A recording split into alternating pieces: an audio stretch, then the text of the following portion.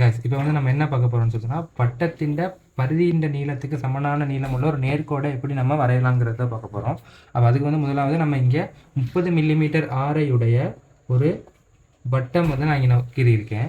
அப்போ இந்த வட்டத்திலிருந்து சரியாக மையத்திலிருந்து நேராக நிலைக்குத்தான் ஒரு கோடு அடிச்சிங்கன்னு சொல்லி சொன்னால் அது இந்த புள்ளியை தொடும். அங்கே இருந்து ஒரு தொடலி வரைஞ்சிங்க. முதலாவது தொடலி வரைஞ்சிக்கிறணும். அதுக்கு பிறகு சரியாக மையத்தில் இருந்து நான் மேலே நீட்டிக்கிறேன். மையத்தில் இருந்து சரியா 30 பாகை கோணம் அமைக்கிற மாதிரி ஒரு கோடு ஒன்று அடிக்கணும். சரியா, இந்த புள்ளிய இங்கே நீட்டணும். இதை நான் ஒரு பீன்னு சொல்லி வச்சுக்கிறேன். இது ஓ. அதுக்கு பிறகு இந்த வட்டத்தின் விட்டத்தை இந்த இருகுறாக்கில் எடுத்து அதன் 3 மடங்கு இங்கே எடுக்கணும். இந்த நேர்கோட்டில் 2 எடுத்து 3 எடுத்ததுக்கு பிறகு இது பி டேஷ்னு வைப்போம். இந்த பி டேஷையும் பியையும் இணைக்கப்படும்.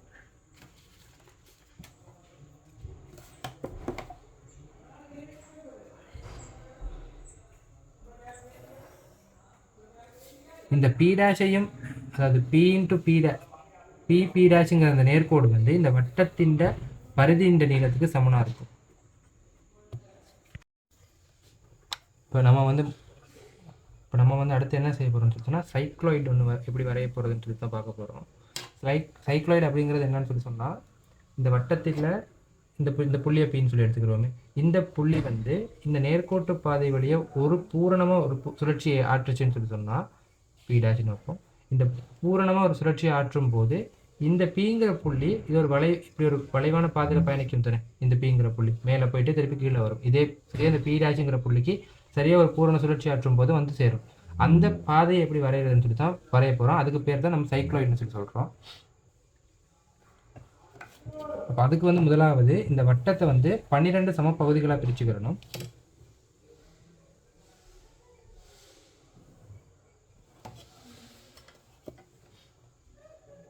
பன்னிரெண்டு சமபகுதிகளாக பிரிக்கிறதுக்கு நம்ம இந்த 30-60 பாகை செட்ஸ்கொயர் தான் யூஸ் பண்ணுவோம்.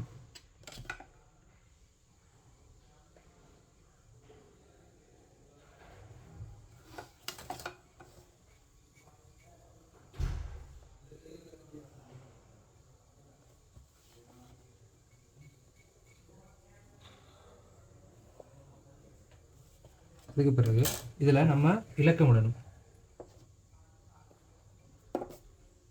இங்கே 0 ஸ்டார்ட் பண்ணி 1 2 3 4 5 6 7 8 9 10 11 திருப்பி 12 இங்கேயே முடியும். சரியா, அதுக்கு பிறகு சரி இங்கே மையத்தில் இருந்து திருப்பி ஒரு கிடைக்கோடு கீழே உள்ள கோட்டுக்கு சமாதானமாக வரையணும்.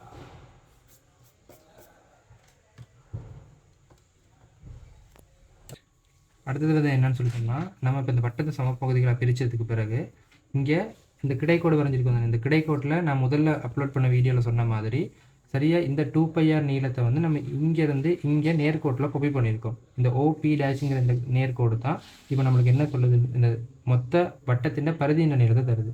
சரியா, இப்போ நம்ம அந்த வளைவு பாதையை வரைகிறதுக்காக இந்த நேர்கோட்டையுமே நம்மளுக்கு என்ன செய்ய வேண்டியிருக்குன்னு சொன்னால் சரியான 12 சமப்பகுதிகளாக பிரிக்கிறதுக்கு. 12 சமப்பகுதிகளாக பிரிக்கிறதுக்கு நம்ம ஏற்கனவே படித்த மெத்தடை யூஸ் பண்ணி திருப்பி இந்த மொத்த ஓபி டேஷை வந்து சரியான 12 சமப்பகுதிகளாக பிரிக்க போகிறோம். அதுக்கு உங்களுக்கு பிடிச்ச ஏதாச்சும் ஒரு சாய்வில் இப்படி ஒரு கோடை முதல்ல அமைங்க. சரியா, இந்த கோடை தான் பிரிக்க போகிறோம். அதுக்கு இதோட ஏதாச்சும் ஒரு கோணம் அமைக்கிற, இப்போ நான் சரியாக இங்கே ஒரு 30 பாகை அமைக்கிற கோடை வரைஞ்சிருக்கேன். அதில் பிரச்சனை இல்லை. அடித்ததுக்கு பிறகு ஒரு அன்னளவான ஒரு நீளம் ஒன்று எடுத்துக்கிட்டு அந்த நீளத்தை மாற்றாமல் 12 பகுதிகளை பிரிக்க போகிறோம்னா இதில் 12 புள்ளிகள் வைக்க வேண்டிய இருக்கும்.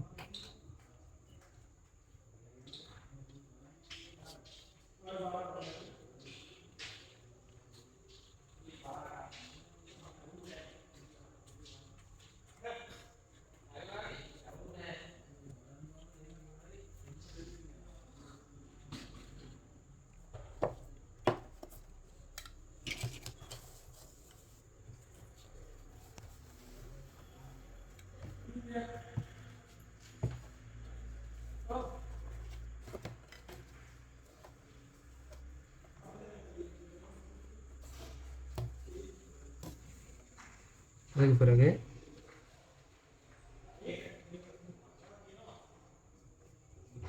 இந்த புள்ளியையும் இங்கே இருக்க அந்த புள்ளியையும் வைக்கணும்.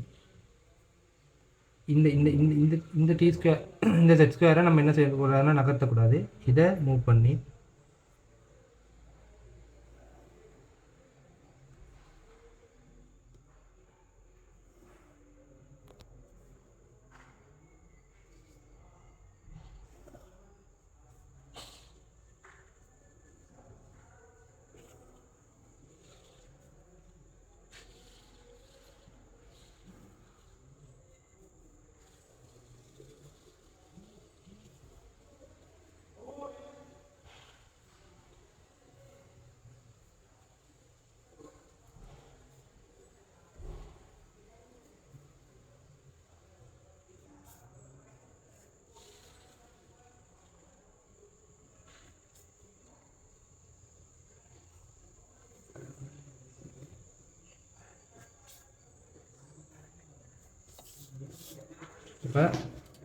இப்போ இதை சரியாக 12 பகுதிகளை பிரிச்சிருக்கோம். இப்போ இதை நம்ம என்ன செய்ய போகிறோம்னு சொன்னால் நம்ம பண்ண போகிறோம்.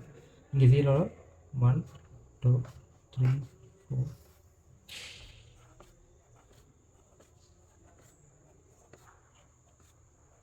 சரி. அதுக்கு பிறகு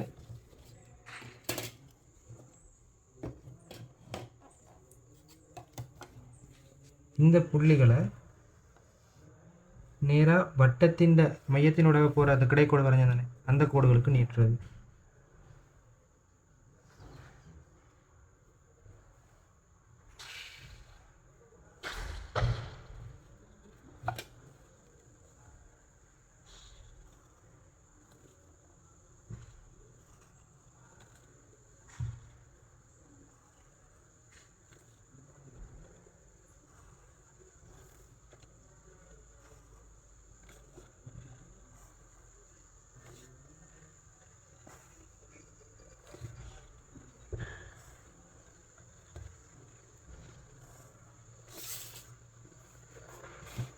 இந்த நேராக இருக்கிற புள்ளிகளை இது C1 C2 C3 C4 இந்த மாதிரி குறிச்சிக்கிறீங்க. முதல்ல குறிச்சிக்கிறது நல்லோம்.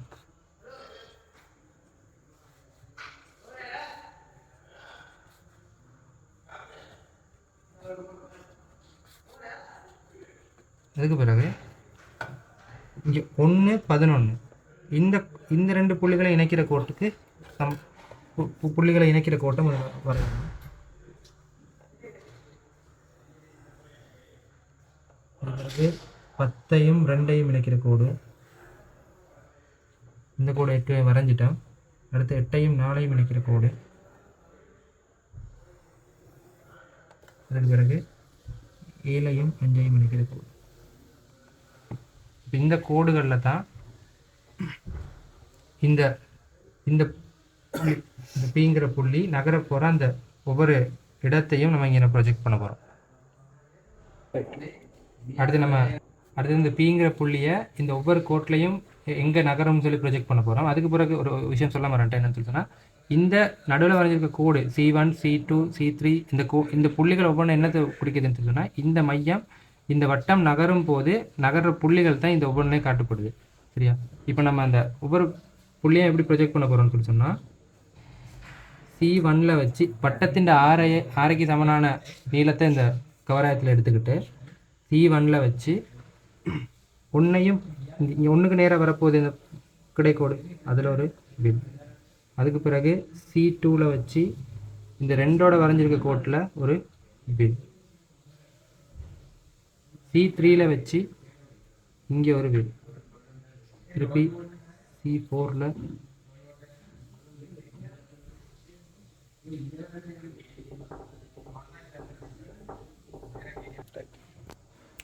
நான் C5ல் வச்சு இந்த வில் வரைஞ்சிட்டேன். அடுத்து C6ல் வச்சு இந்த புள்ளியை கண்டுபிடிக்கிறது நம்மளுக்கு கஷ்டம். அதுக்காக என்ன செய்யணும்னு சொல்லி சொன்னால், இங்கேருந்து நேராக இன்னொரு மார்க் ஒன்று பண்ணிவிடும். திருப்பி C7ல் வச்சு இந்த 7ங்கிற கோடு திருப்பி அங்கே தான் வருது. அப்போ திருப்பி சமச்சீரை இது பணிய போகுது.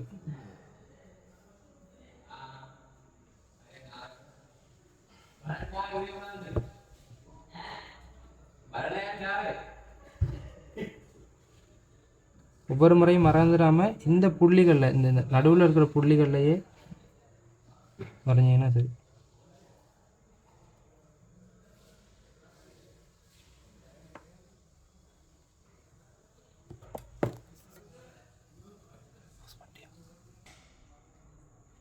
ஓகே, அடுத்தது வந்து இந்த புள்ளிகளை என்ன செஞ்சுக்கிறோங்கன்னு சொன்னால் டொட் ரவுண்ட் பண்ணி வச்சுக்கிறோங்க. அப்போ நம்மளுக்கு இணைக்கிறதுக்கு லேசாக இருக்கும்.